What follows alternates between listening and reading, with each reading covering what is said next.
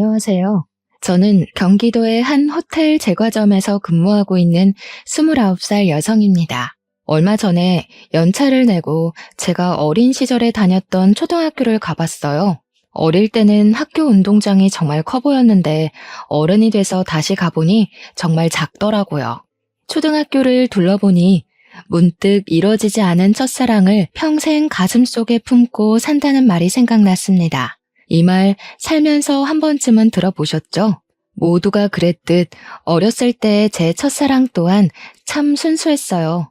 손만 잡아도 두근거리고 붙어만 있어도 종일 기분이 좋았답니다. 그렇게 마음속에서 잊지 않고 품고만 살다가 성인이 되어서 다시 첫사랑을 만나게 되었어요.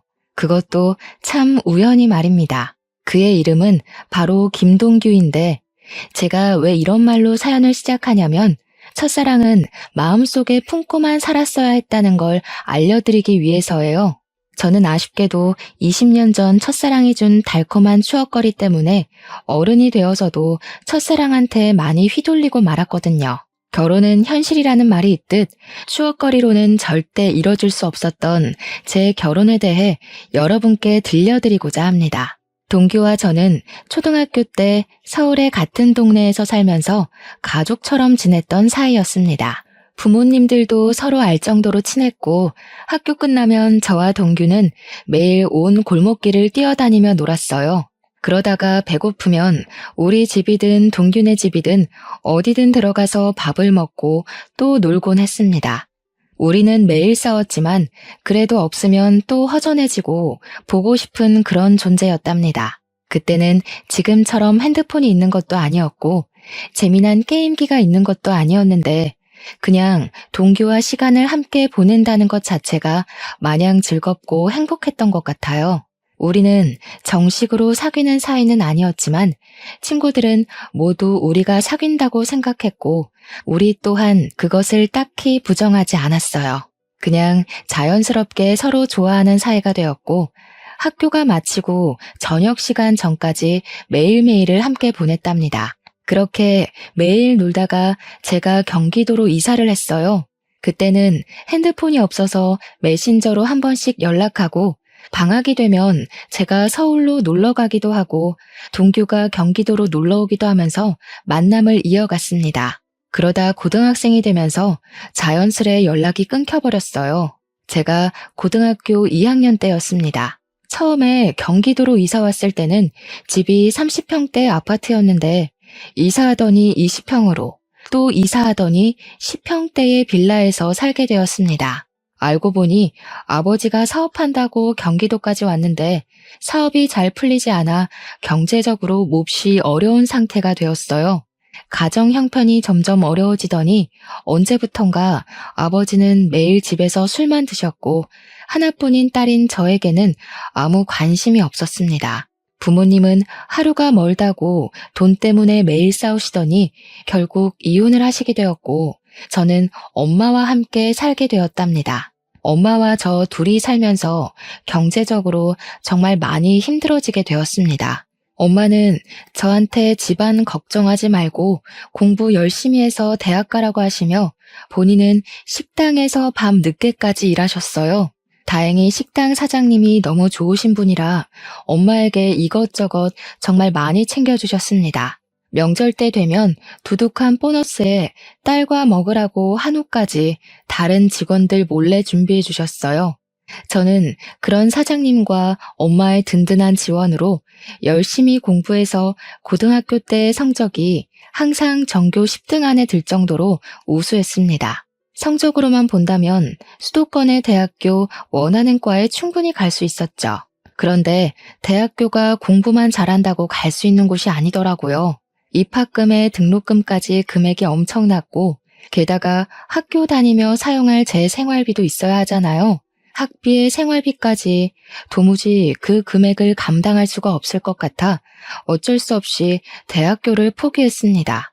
지금 대출을 받아가며 대학교에 다니는 것보다 당장 돈을 벌 수 있는 자격증을 따는 게 더 현실적으로 맞는 것 같았거든요. 사실 저는 어릴 때부터 빵을 좋아했고 중학교 때부터는 간단한 빵을 직접 만들 수 있었기에 이런 저의 특기를 살려 제과제빵 자격증을 땄습니다. 그리고 바로 집 앞에 개인 베이커리점으로 취업을 하게 되었어요. 개인 베이커리점이기는 하지만 동네에서는 꽤 크고 유명한 곳이었고 베이커리점 사장님은 호텔 제과점에서 근무하시던 분이라 그곳에서 빵 만드는 기술을 많이 배울 수 있었습니다. 꽃같은 나이인 20대지만 친구들과 만나지도 않고 연애 같은 거는 꿈도 꾸지 못했으며 하루에 3시간에서 4시간만 자고 일에만 빠져서 살았어요. 이런 저의 모습을 좋게 보신 사장님은 호텔 제과점에 계시는 지인분께 저를 추천해 주셔서 27살의 나이에 호텔 제과점에 입사하게 되었고 지금까지 열심히 일하고 있네요. 지금은 이렇게 제과점에서 일하고 있지만 나중에는 제 이름을 건 빵집을 차리는 것이 제 소원입니다. 그래서 그날을 위해 열심히 배우고 일하고 있답니다. 제가 호텔 제과점에 입사해서 일하는 동안 엄마도 열심히 식당에서 일하시며 돈을 차곡차곡 모으시고 식당 사장님의 도움을 받아 엄마가 직접 음식점을 차리셨어요. 처음에는 아주 힘들었지만 그래도 엄마가 오랜 시간 식당에서 일해온 경력도 있으시고 손맛도 좋으셔서 그런지 동네에 점점 입소문이 나서 지금은 대기업 간부들 월급 정도는 순수익으로 나오는 상황이랍니다. 갈수록 엄마의 식당도 잘 되고 저 역시 호텔 제과점에서 일함으로써 이전과는 다르게 조금은 여유 있는 생활을 하고 있습니다. 그러던 어느 날이었어요. 언제나 그랬듯이 저는 호텔 제과점으로 출근해서 일하고 있었습니다. 한창 정신없이 일하고 있는데 어디선가 많이 본 남자가 들어오더라고요. 자세히 보니까 어릴 때 서울에서 같이 놀던 김동규였습니다. 10대 때 헤어진 우리가 20대가 되어 생각지도 못한 장소에서 만나서 신기하기도 하고 너무 반가웠어요. 동규에게 아직도 예전에 그곳에서 사느냐고 물었더니 20살 때 어릴 적 같이 살던 서울에서 경기도로 이사를 했대요. 동규는 어릴 때는 그저 개구장이에 공부도 못했는데 고등학교 때 정신 차리고 공부를 열심히 해서 교대에 입학했다고 합니다. 별 문제 없이 무사히 졸업하고 지금은 제가 일하는 제과점 근처에 초등학교 교사가 되었대요. 그러면서 어머니 생신이라서 케이크를 사러 왔다고 하며 오늘은 생신 파티로 바로 가봐야 하니 내일 다시 보자고 했어요. 저는 동규의 말에 제 명함을 건네고 동규 역시 자신의 연락처를 제게 주었어요. 다음 날 일하고 있는데 동규한테 연락이 왔어요. 어제 만나서 반가웠고 케이크를 직접 만든 거냐고 너무 맛있었다고 하면서 맛있는 케이크 만들어 주었으니 오늘 저녁밥을 사겠다고 했습니다. 저녁에 저도 별일 없었기에 우리는 퇴근 후 만나기로 했어요. 평소에는 잘만 흘러가던 시간이 그날은 느리게 흘러갔습니다. 1년 같은 하루가 지나 퇴근하고 만나기로 한 식당으로 향했어요. 동규는 학교에서 바로 와서 정장을 입고 있었습니다. 어릴 때 동규는 그저 개구쟁이였고 통통했는데 성인이 된 동규는 외모도 깔끔하고 키도 크고 참 멋져 보였어요. 반면에 저는 온종일 빵가루 묻히며 일해서 옷도 펑퍼짐하고 신발도 운동화 차림이라 뭔가 부끄럽더라고요. 지금 어디서 살고 있냐고 물어보니 동규는 우리 집에서 30분 거리에서 살고 있었습니다. 그날 우리는 간단히 맥주를 한잔하며 그동안 살아온 이야기를 했어요. 동규는 우리 부모님이 이혼했다는 소리를 듣고 놀라기도 하고 그동안 힘들었겠다며 위로를 해주었습니다. 아버지 없이 엄마와 둘이 사는 그 심정을 누구보다 잘 안다고 하며 동규 역시 엄마와 둘이서만 살고 있다고 했어요. 어쩌다가 그리 됐냐고 물으니 동규의 아버지는 동규가 20살 때 회사에서 일하시다가 사고로 갑자기 돌아가셨다고 합니다. 그래서 제가 너도 참 아버지 없이 힘들게 다녔겠다고 했더니 아버지의 빈자리가 크기는 컸지만 그래도 아버지께서 돌아가실 때 사망보험금을 받아서 그 돈으로 대학교까지 무사히 졸업할 수 있다고 했어요. 우리는 둘 다 아버지 없이 지내는 외로움이 커서인지 오랜만에 만났지만 대화가 정말 잘 통했고 자정이 된지도 모를 정도로 너무 재밌었습니다. 더 이야기하고 싶었지만 아쉽게도 다음날 출근을 해야 해서 어쩔 수 없이 헤어졌네요. 그 후로 저와 동규는 하루도 빠짐없이 연락을 주고받았고 일주일에 3번은 퇴근 후 만나 이런저런 이야기를 나눴습니다. 이야기를 나누다가 우리 둘 다 애인이 없고 아직 어린 시절에 풋풋했던 감정이 있음을 깨닫게 되었고 얼마 지나지 않아 우리는 연인이 되었어요. 연인이 된 그 주 주말 서로의 집에 가서 각자의 어머니께 인사를 드리게 되었습니다. 우리 집에서도 동균의 집에서도 어린 시절 코올리개들이 어느새 이렇게나 컸냐고 하며 너무 좋아하셨습니다. 그러면서 어릴 때 인연이 평생 가면 너무 좋을 것 같다며 두 분 다 우리의 만남을 축하해 주시고 응원해 주셨답니다. 어느덧 우리는 28살이 되었어요. 슬슬 주변에서 결혼한 친구들의 이야기가 들리고 우리도 결혼에 대해서 진지하게 고민을 하게 되었습니다. 우리는 어차피 서로의 어머니를 알고 있으니 바로 상견례를 하기로 하고 상견례 날짜와 장소를 잡았습니다. 약속한 상견례 날이 되었고 저와 엄마는 먼저 식당에 도착하고 이제 예비 남편이 된 동규와 동규 어머니는 10분 정도 후에 도착했어요. 어머, 이게 얼마만이에요? 잘 지내셨죠? 그런데 아버님은 어디 가시고 왜 혼자 오셨어요? 엄마, 사실은 희준의 부모님 고등학교 때 이혼하셔서 희준은 지금 엄마랑 살고 있어. 뭐? 이혼? 희준 네가 이혼했단 말이야? 아니 어쩌다가 너는 왜 그런 말을 미리 안 했어? 이혼 가정이면 조금 곤란한데? 성격 문제로 희주 아빠랑 어쩔 수 없이 갈라졌습니다. 그런데 이혼했어도 저는 우리 딸 부끄럽지 않게 키웠습니다. 지금 모아둔 돈도 있고요. 그러니 우리 집 가정 형편 말고 희주 자체만을 봐주세요. 맞아. 엄마도 어릴 때 희주 엄청 야무지다고 좋아했잖아. 그리고 솔직히 우리도 아버지 돌아가셔서 안 계시는데 그럼 똑같지 뭐. 안 그래? 얘는 아버지가 사고로 어쩔 수 없이 돌아가신 거랑 부모님이 싸워서 이혼한 거랑 같니? 그리고 어릴 때 야무지다고 해도 결혼 생활은 또 다르지. 참, 저번에 집에 왔을 때 물어본다는 거 깜빡했는데 너 대학교는 어디 나왔니? 저 사실은 대학교는 가지 못했어요. 대신에 20살부터 계속 제과업계에서 경력 쌓아서 지금 호텔에서 근무하고 있는 겁니다. 뭐야, 그럼 고졸이야? 우리 집은 나, 먼저 하늘에 간 우리 남편, 우리 아들까지 셋 다 대졸인데 말이야. 너랑 동규랑 결혼하면 우리 집에서 너만 고졸이네. 고졸의 이혼 가정이라. 일단 알겠다. 그리고 희주 어머니, 혹시 희주 결혼하면 어떻게 하실 작정이세요? 혼자 사시는 거죠? 어떻게 다 큰 아이들과 같이 살아요. 그리고 저는 식당 운영해야 해서 같이 있을 시간도 없습니다. 동규 어머니, 우리 희주 비록 이혼 가정에서 자라기는 했지만 아버지의 빈자리가 느껴지지 않게 최선을 다해 사랑을 듬뿍 주며 키웠습니다. 그러니 걱정하지 마시고 우리 아이들의 연이 오래되기도 했고 서로 좋아하니 희주 이쁘게 봐주세요.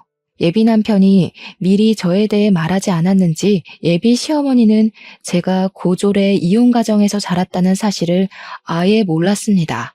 예비 시어머니는 상견례장에서 모든 사실을 알게 되자 매우 당황해하며 저를 대놓고 마음에 들지 않아 하셨어요. 그리고 이야기하다가 혼수와 신혼집 이야기가 나왔습니다. 신혼집은 예비 시댁에서 신혼집 혼수는 우리 집에서 장만하기로 하고 예단비 같은 것들은 서로 주지도 말고 받지도 말자고 했어요. 그리고 저와 예비 남편의 일정에 맞춰서 4개월 뒤에 결혼식을 올리기로 날짜를 잡았습니다. 그렇게 상견례는 끝이 났어요. 상견례 후 예비 남편은 친구들에게 우리가 결혼한다고 자랑을 하고 싶다고 했습니다. 예비 남편은 서울에서 고등학교까지 다녀서 꾸준히 초등학교 동창회 모임을 나갔고 여전히 초등학교 동창들과 아직도 연락하고 지냈습니다. 예비 남편은 다음 주 주말에 친구들과 만나기로 약속을 잡겠다고 하며 저한테도 같이 서울에 가자고 했어요. 저 역시 어린 시절 친구들이 보고 싶어서 알겠다고 했네요. 약속한 다음 주 주말.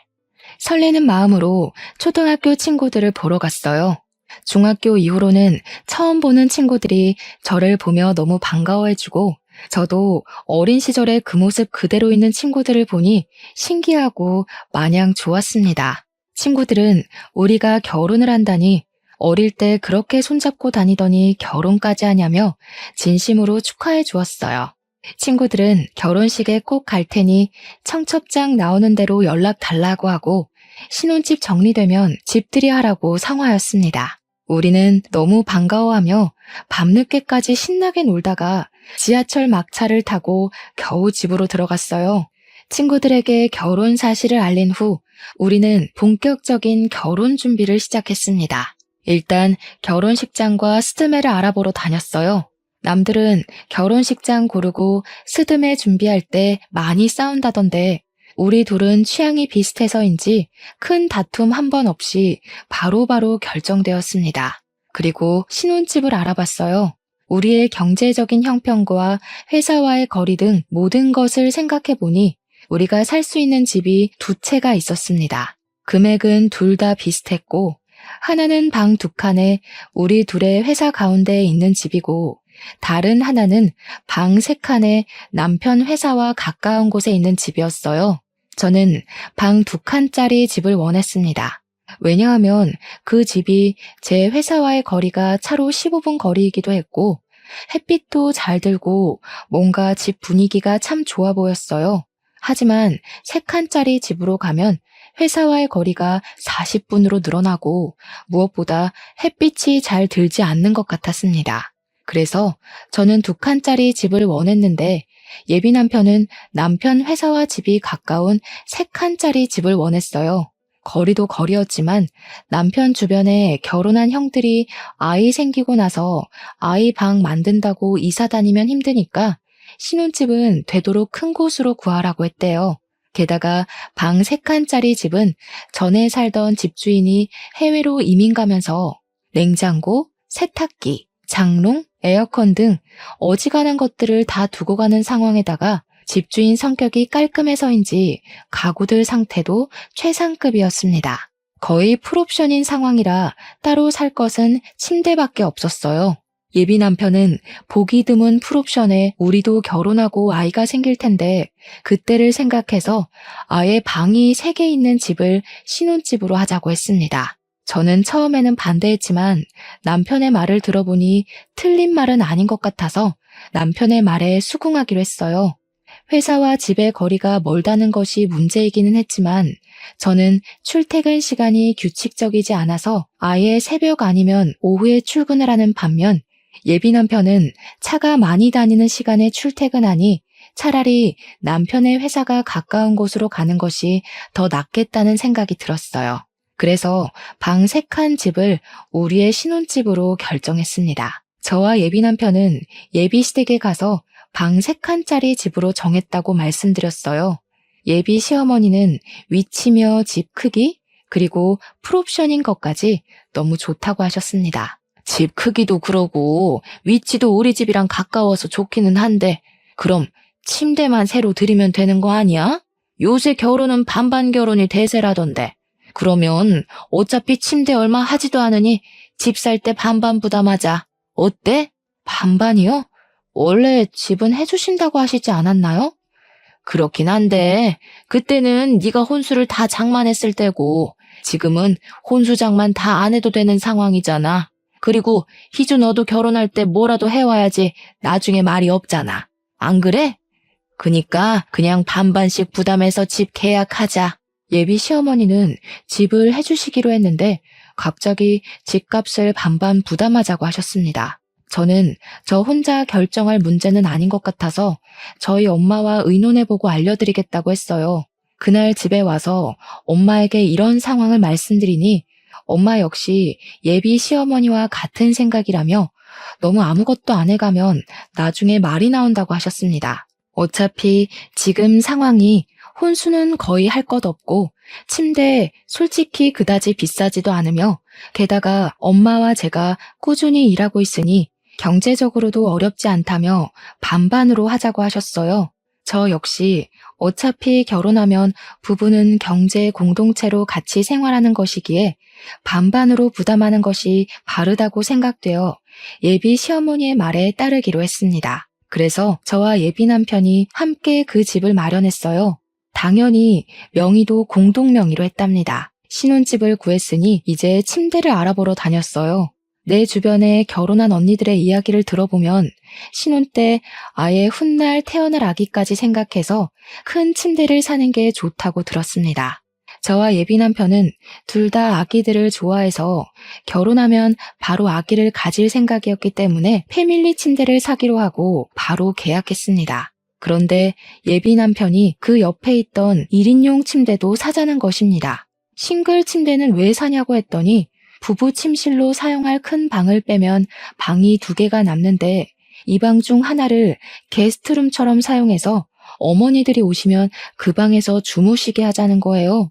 사실 아기 생기기 전까지 방 하나는 남편 취미방으로 사용하고 다른 방 하나는 제 서재로 사용하려고 했는데 뭐 이렇게 하는 것도 나쁘지 않겠다 싶어 싱글 침대도 계약하고 작은 장롱까지 계약했습니다.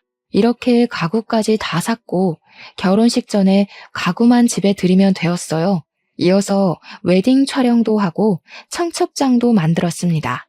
저와 예비 남편은 지인들에게 청첩장을 돌리며 행복하게 살 날만 손꼽아 기다리고 있었어요.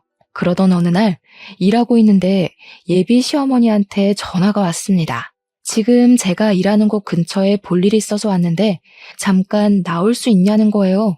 마침 한가한 시간이라 잠깐 시간이 될 것 같아 30분 정도는 여유 있으니 가겠다고 했습니다. 예비 시어머니는 호텔 안에 카페에 있을 테니 그곳으로 오라고 하셨어요. 점장님께 말씀드리고 카페에 가보니 예비 시어머니가 앉아있고 저를 보더니 반가워하셨습니다. 지나가는 길에 잠깐 얼굴 보고 싶어서 들렀다며 결혼 준비하느라 바쁠 텐데 신경을 많이 못 써줘서 미안하다고 하셨어요. 그래도 둘이 참 기특하네. 이렇게 알아서 준비를 척척하고 말이야. 사실 오늘 내가 부탁이 하나 있어서 잠깐 보자고 했어. 내가 피부가 좀 예민해서 실크 이불 아니면 잠을 못 자. 그리고 허리도 좋지 않아서 침대 매트리스도 저렴한 거 쓰면 못 잔단다. 그 점 염두에 두고 침대 주문하라고 부른 거야. 네? 갑자기 그건 무슨 소리예요? 어머니, 이불이랑 침대도 사야 하는 거였어요? 얘는 너희 신혼집에서 나랑 같이 살기로 했잖아. 그래서 작은 방에 내 침대랑 장롱 드린다며. 그 방이 내 방이라고 해서 나 너희 결혼 날짜에 맞춰서 집도 내놨어. 저 그런 얘기 한 적도 없고 동규한테 들은 적도 없는데요? 잘못 알고 계신 거 아니에요? 상견례 끝나고 같이 살기로 말 다 됐다고 하던데 동규가 아직 말하지 않았나 보네. 그리고 너 남편 될 사람한테 동규가 뭐니 동규가. 결혼하면 남편은 서방님이라고 쓰는 거야. 되도록 존칭도 쓰고 알겠니? 아무튼 너희 둘 다 계속 일하느라 바쁘기도 했고 특히 너는 고졸의 부모님도 이혼하셔서 집안 살림이나 집안 어른에 대한 예절을 뭐 제대로 배우기라도 했겠니? 그래서 내가 너랑 같이 살면서 너한테 살림도 가르쳐주고 음식도 가르쳐주고 할 거다. 알겠니? 저는 여기서 일하고 있는데 제가 어떻게 살림을 해요. 게다가 요새는 굳이 직접 살림하지 않아도 청소는 로봇 청소기가 하고 믿을 만한 반찬 가게도 많이 있어요. 음식도 거기서 사 먹으면 훨씬 더 저렴하고 좋아요. 이거 아주 무식한 소리라네. 이래서 여자들도 다 대학을 나와야 하고 자라는 환경을 다 봐야 한다니까. 이렇게 나이 먹은 나도 대학교를 나왔는데 너는 대학교도 안 나오고 도대체 뭐 했니? 아유, 답답해. 예, 대학교가 공부만 하는 곳이 아니야. 사회생활도 배우고 인성도 배우고 하는 곳이란다. 알겠니? 그리고 고졸 출신인 네가 대졸 출신인 시어머니와 교사인 남편 어디 가서 구할 수나 있겠니? 고졸 출신들은 대졸 출신을 무조건 따라야 해. 그니까 잔말 말고 내가 하자는 대로 해. 결혼하면 즉시 여기 관두고 딱 집에 붙어서 살림만 해. 알겠지? 죄송하지만 저도 여기서 일하면서 얻는 성취감도 있고 제 꿈도 있습니다. 그래서 전 이 일 절대 포기 못해요. 그리고 지금 일하러 들어가 봐야 할 것 같아요. 이 얘기는 못 들은 걸로 하겠습니다. 뭘 못 들은 거로 해? 오늘은 일찍 퇴근하는 날이지? 퇴근하고 동규랑 우리 집으로 와라. 내가 동규한테 말해놓으마. 알겠니? 저는 더 이야기하고 아닌 건 아닌 거라고 말하고 싶었지만 점장님이 빨리 들어오라고 전화가 와서 바로 들어가 봐야만 했습니다. 시어머니와 이야기하니 싱숭생숭했어요. 저는 예비 남편과 저 단둘이서만 살기를 바랐습니다. 솔직히 결혼하는 모든 신혼부부가 다들 그러지 않겠어요? 물론 저는 예비 시어머니와 아주 친했던 사이긴 했지만 아무리 그래도 어떻게 결혼하자마자 시어머니를 모시고 삽니까? 게다가 제가 집에만 있는 사람도 아니고 저는 일을 하고 이 일로 반드시 이루고 싶은 꿈도 있는데 그 모든 것을 다 포기하고 집에만 있으라니 말이 되지 않았습니다. 저는 일단 이따가 퇴근하고 예비 남편을 만나 이게 어찌된 상황인지 물어보기로 했어요. 터벅터벅 다시 저의 일터로 가려는데 호텔 카페 사장님이 저를 부르셨습니다. 카페 사장님은 호텔에서 오며 가며 친해진 사이예요. 사장님은 저만 보면 꼭 딸 같다며 저에게 커피 한 잔씩 꼭 타주시고는 하셨습니다. 사장님은 예비 시어머니를 가리키시면서 누구냐고 물으셨어요. 저는 저의 예비 시어머니라고 했더니 사장님은 혹시 이순자 씨 아니냐는 거예요. 저희 예비 시어머니 성함이 맞아서 어떻게 아시느냐고 물었습니다. 알고 보니 카페 사장님과 예비 시어머니는 초등학교, 중학교, 고등학교 동창이었더라고요. 그러면서 어릴 때는 그렇게 찢어지게 가난하더니 커서 성공했나 보다고 하며 예비 시어머니의 과거를 이야기해 주셨는데 저는 정말 뒤통수 한 대 맞은 기분이었습니다. 예비 시어머니는 어릴 때 찢어지게 가난했고 예비 시어머니의 부모님은 시장 구석에서 선짓국밥을 하셨다고 합니다. 그런데 예비 시어머니 아버지가 알코올 중독자에 도박하셔서 어머니가 국밥집으로 돈을 벌면 아버지가 그 돈을 다 밖에서 쓰고 왔다고 해요. 만약 어머니가 아버지한테 돈을 주시지 않으면 아버지는 시장에서 소리 지르고 다 뒤집어 엎고 난리가 났다고 합니다. 그래서 경찰서 유치장에 여러 번 왔다 갔다 하셨고 그게 몇 년째 반복되다가 너무 힘들어서 결국 이혼을 하셨대요. 그 후로도 찢어지게 가난했고 어머니는 고등학교 중퇴 후 잠적을 했다는 거예요. 분명히 저한테는 방금 어머니가 대학교에 나오셨다고 하셨는데 사장님은 고등학교를 중퇴하셨다고 하니 이게 무슨 소리인가 싶었습니다. 카페 사장님께 그럼 어머니가 대학교는 다니셨냐고 했더니 고등학교 졸업도 못했는데 대학교에 어떻게 가냐고 하셨어요. 아마 돈이 없어서 대학교 구경도 못했을 거라고 했네요. 그렇게 힘들게 살던 사람이 여기 호텔 카페도 다오고 정말 성공했나 보다고 했습니다. 카페 사장님의 말씀을 정리해보면 예비 시어머니는 저처럼 이혼 가정에 찢어지게 가난하게 자라서 대학교 입학조차 하지 않았던 것입니다. 그러면서 저한테는 이혼 가정에서 자랐고 제가 고졸 출신이라고 그렇게 무시를 했던 거였어요. 저는 카페 사장님의 말씀을 듣고 동규와의 결혼을 진지하게 다시 고민해봐야겠다는 생각이 들었습니다. 저와 아무 상의 없이 시어머니가 우리 신혼집에 사신다는 것도 황당한데 시어머니는 본인이 이혼 가정의 고졸 출신이면서 저를 그렇게 무시하신 것이잖아요. 어릴 때부터 봐서 저를 딸처럼 잘 대해주실 것이라 믿었는데 어머니에 대한 배신감과 충격이 꽤 컸습니다. 이날은 정말 무슨 정신으로 일했는지 모르겠네요. 넋이 나가서 일한 후 퇴근 시간이 되어 예비 남편이 호텔 앞으로 왔어요. 저는 예비 남편의 차를 타고 예비 시댁으로 향했습니다. 예비 남편의 차에서 어머니께서 우리와 같이 사는 것으로 알고 계시던데 어찌 된 거냐고 물었어요. 내가 저번에 말하지 않았나? 그때 싱글 침대 둔다고 했던 작은 방 있잖아. 그 방 우리 엄마 방이야. 엄마랑 같이 살면 좋지 뭐. 솔직히 너도 일하고 나도 일해서 집안 청소해 줄 사람도 없는데 엄마가 집안일도 좀 봐주고 그러다 아기 생기면 아이도 좀 봐주시고 하면 좋지. 안 그래? 다른 문제도 아니고 어머니와 같이 사는 문제를 왜 나한테 의논 하나 없이 그렇게 막무가내로 진행해? 그게 너랑 의논까지 할 문제야? 어차피 너도 우리 엄마 불편하게 생각하지 않잖아. 그리고 너랑 우리 엄마 사이가 보통의 고부 사이야? 우리 초등학교 때 생각 안 나? 너 뛰어놀다가 흙 묻고 넘어져서 오면 너 씻겨주기까지 했는데 같이 사는 게 뭔 문제야? 그냥 엄마처럼 생각해. 그리고 나 결혼하면 엄마 이제 혼자 사시는데 어떻게 따로 살아? 내가 유일한 아들인데. 그럼 우리 엄마도 같이 살아. 우리 엄마도 이혼하시고 혼자잖아. 나도 엄마의 유일한 딸이니까 그래도 되는 거지? 방 3개니까 한 개는 우리 쓰고 작은 방 2개 중에 하나는 우리 엄마, 다른 하나는 너희 엄마 쓰시게 하면 되겠네. 뭐? 어떻게 사돈이 같이 한 지붕에서 사냐? 듣기만 해도 세상 불편하네.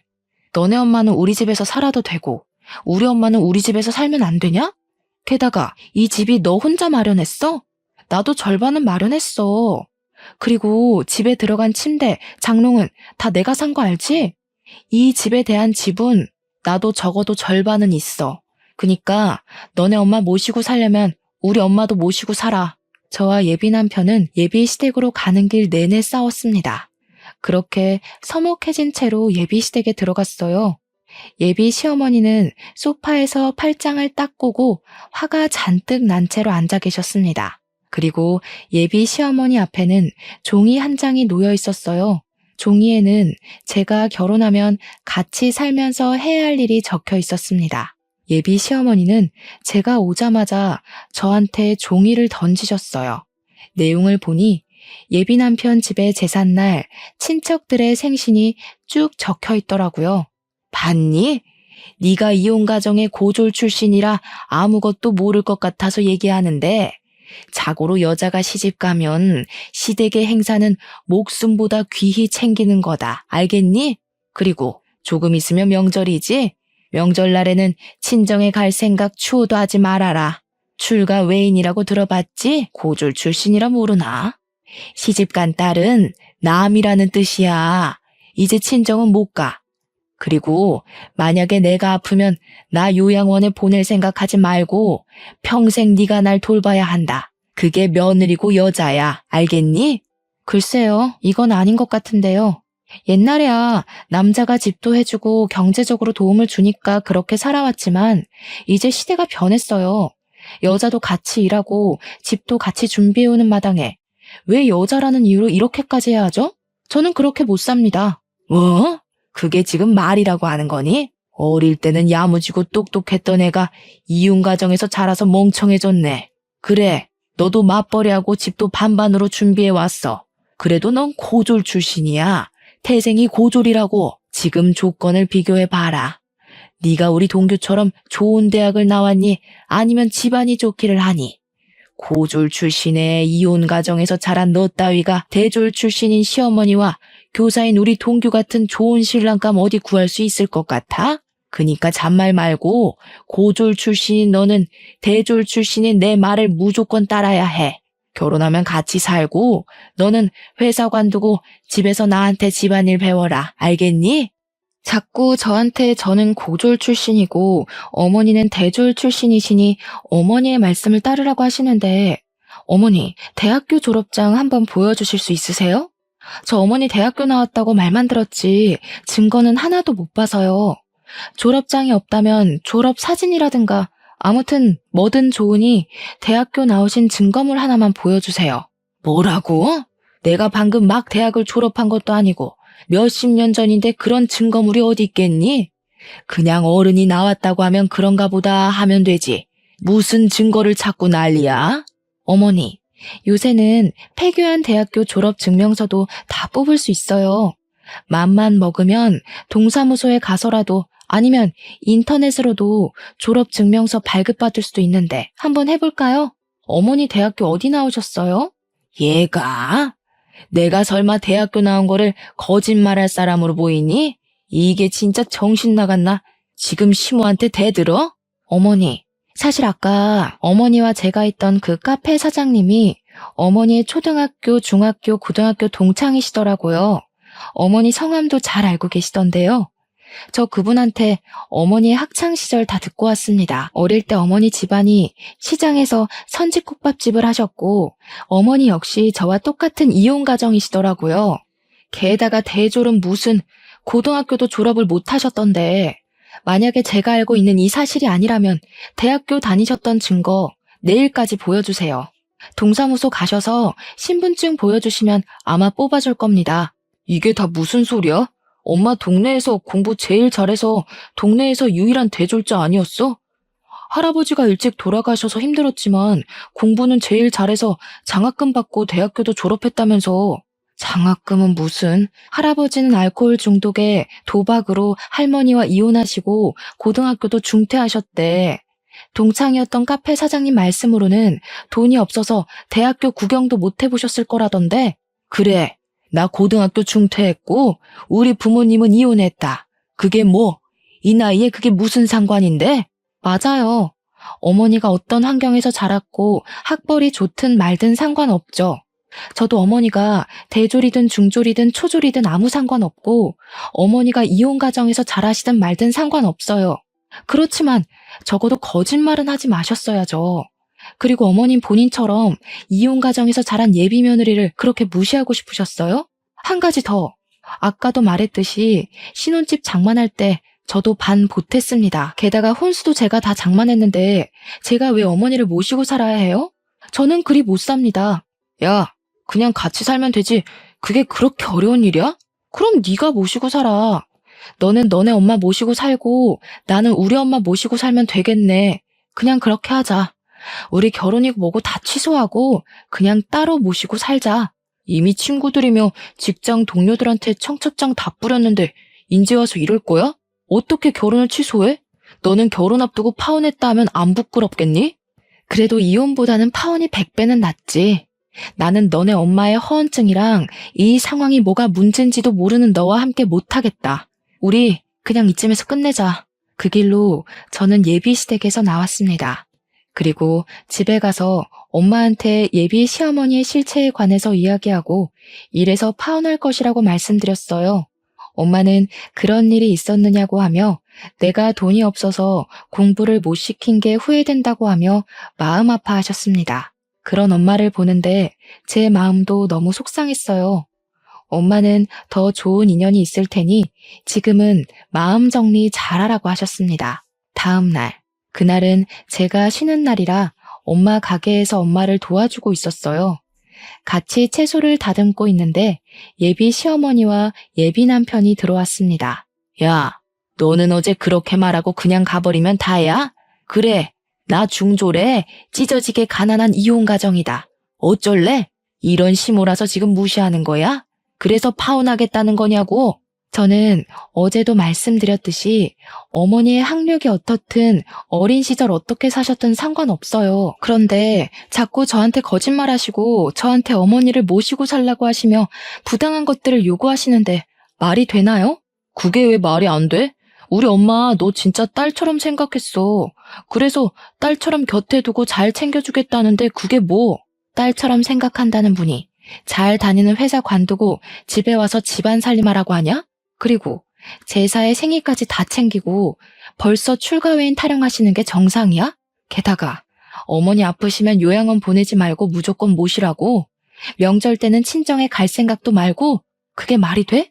세상 천지에 자기 딸한테 결혼했다고 잘 다니던 회사 관두고 집에 들어와서 살림하라는 엄마가 어딨니?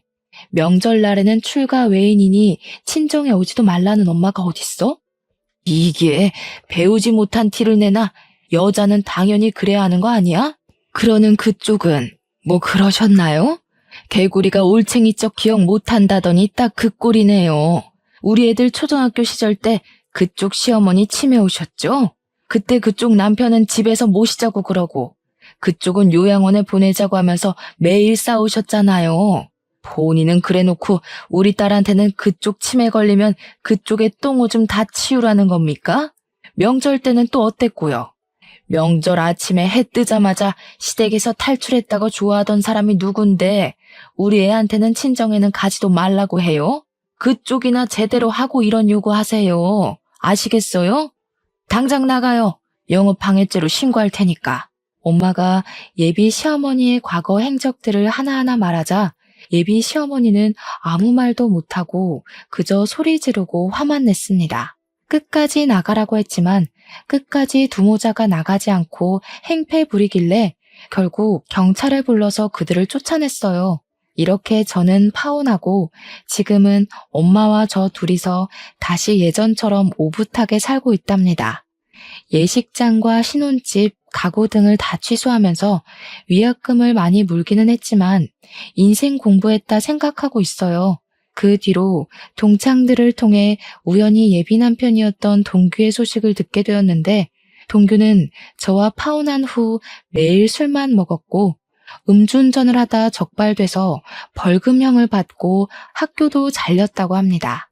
예비 시어머니는 그동안 남편의 사망보험금으로 먹고 살았는데 갑자기 아들은 벌금형 받고 잘 다니던 학교도 잘려서 지금은 그 돈을 다 탕진하고 원룸으로 이사해서 둘이서 아웅다웅 살고 있다고 들었어요. 여기까지가 제 첫사랑이었던 동규와 저의 이야기입니다. 이제 저는 동규를 다시는 만나지 않을 것이고 혹시라도 만난다고 해도 더는 이전처럼 서로에게 따뜻한 호감을 느낄 수는 없을 거예요. 이래서 첫사랑은 마음에만 두고 추억에서만 그리워하며 살아야 하는 건가 봅니다. 순수한 마음으로 만났지만 끝내는 이루지 못했던 첫사랑.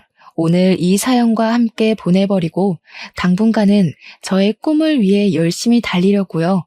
그러다 보면 제게도 언젠간 좋은 날이 오겠죠? 그날을 향해 오늘도 힘내겠습니다. 저의 긴 사연을 들어주셔서 감사합니다.